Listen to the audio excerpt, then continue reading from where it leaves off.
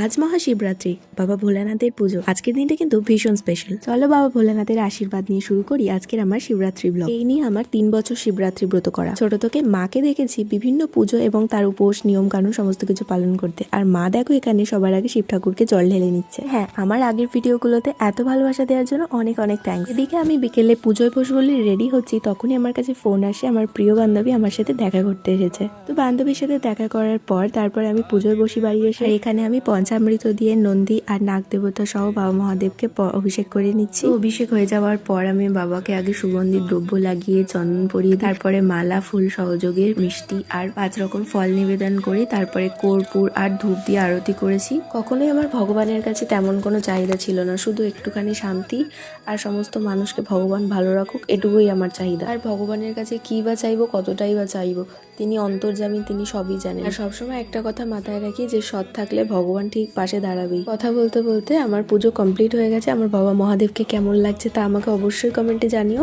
এবার আমি যাব আমাদের বাড়ির পাশের কালী মন্দিরে শিবের মাথায় জল ঢালতে। তো আমাদের বাড়ির পাশের কালী মন্দিরে যখন আমি যাই তখন মায়ের আরতি হচ্ছিল, আর মাকে তোমরাও দর্শন করে নাও। আর মন্দিরে বেশ ভিড় থাকার কারণে আমি কোনো ভিডিও নিতে পারিনি, শুধু বাবাকে তোমাদের দেখালাম।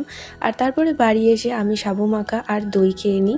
আমার উপোস করলে সাবু মাখা খেতে ভীষণ ভালো লাগে, আর তার সঙ্গে যদি দই থাকে তাহলে তো কোনো কথাই হবে না। খুব বেশিক্ষণ উপোস করতে পারি না, তাই প্রথম প্রহরে জল ঢেলে আর ব্রত সম্পন্ন করি। আর বাবা মহাদেবকে দেখো আজকে ভীষণ সুন্দর লাগছে, আমি তো চোখ সরাতেই পারছি। কেমন লাগছে তোমরা অবশ্যই কমেন্টে জানিও। ভিডিওটা ভালো লাগলে কমেন্টে লিখে যেও। হর হর মহাদেব।